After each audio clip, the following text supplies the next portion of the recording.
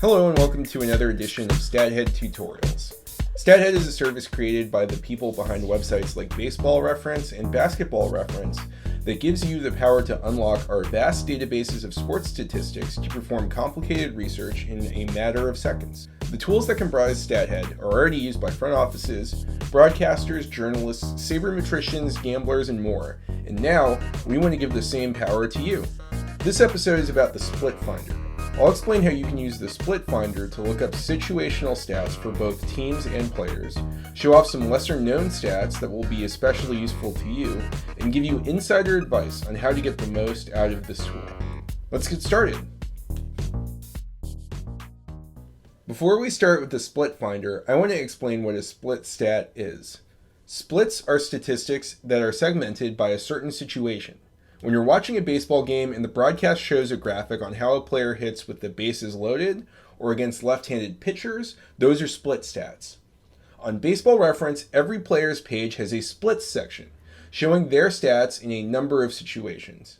That's great if you want to answer a question like, how did Derek Jeter hit with 2 strikes? But it would make answering a question like, who had the most hits with 2 strikes, a lot more difficult. That's where the Split Finder comes in. You can easily search for leaderboards or statistical accomplishments within a given split stat. Like the other Stathead tools, the Split Finder has options for batting or pitching, as well as player or team. If you open it, the layout is similar to the Season Finder. However, there is an additional option for you to choose your split. Some of these are obvious, but there's a few I want to go over or point out. One of the most popular splits to look up are our platoon splits. For those who are unfamiliar with that term, platoon splits simply means whether someone is left or right-handed.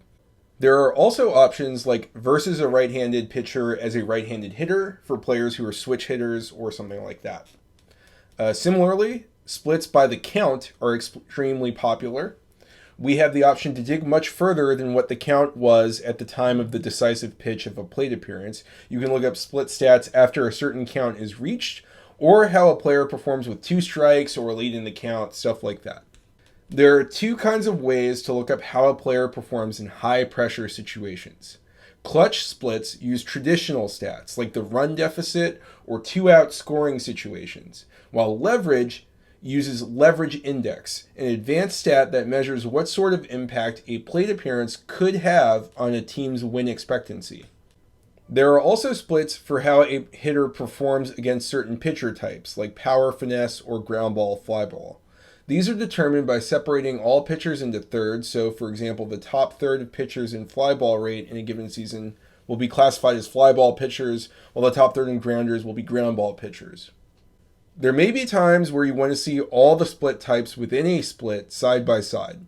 For example, if a player has an exceptional stat line in May, I usually want to see how that compares to all months rather than just how that compares to other Mays.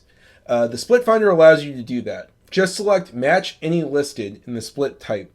On the other hand, if you just wanted to see May stats, you could select May from the split type dropdown.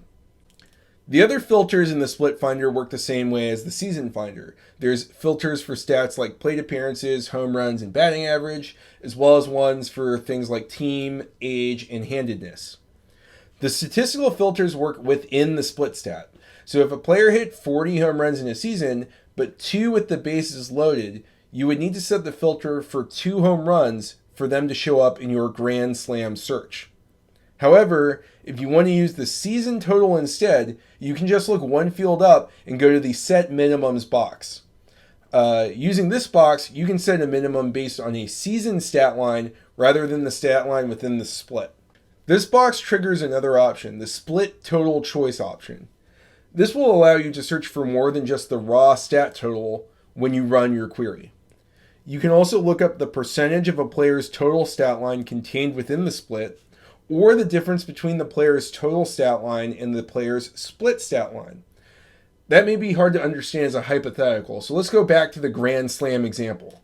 You could search for the player with the most Grand Slams in 2019 by just doing the basic search. However, with these split total choice options, you could also search for the player who had Grand Slams make up the highest percentage of his 2019 home run total, or the player with the biggest difference between his total number of home runs and his number of grand slams.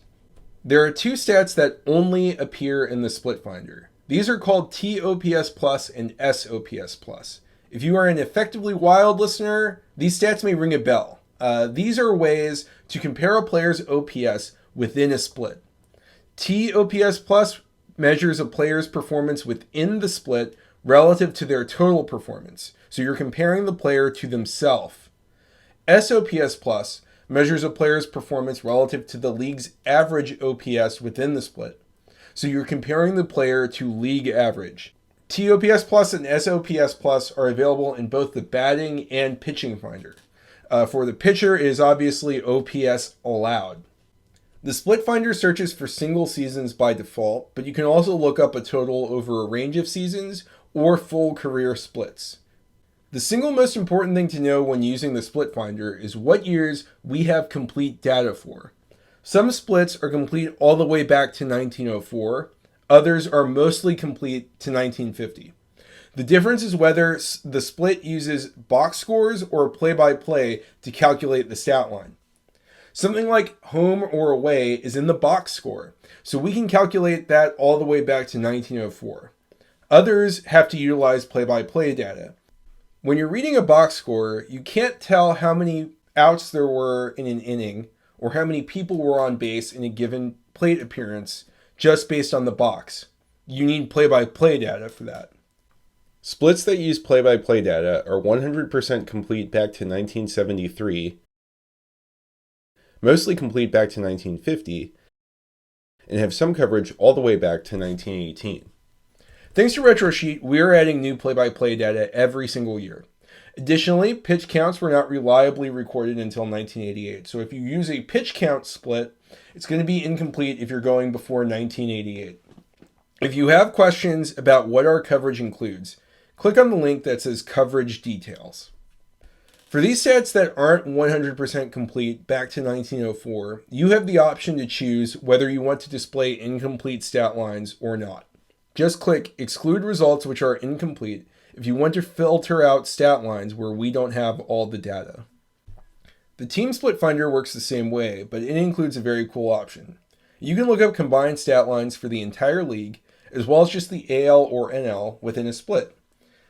That gives you the opportunity for fun historic queries, like looking up how DHs have hit as a position group from season to season, or how many innings relievers were responsible for on a season-by-season basis.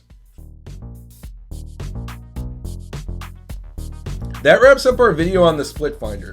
This Stathead tool gives you the power to look up fun trivia tidbits, as well as the ability to look for in-depth player trends and predictive statistics.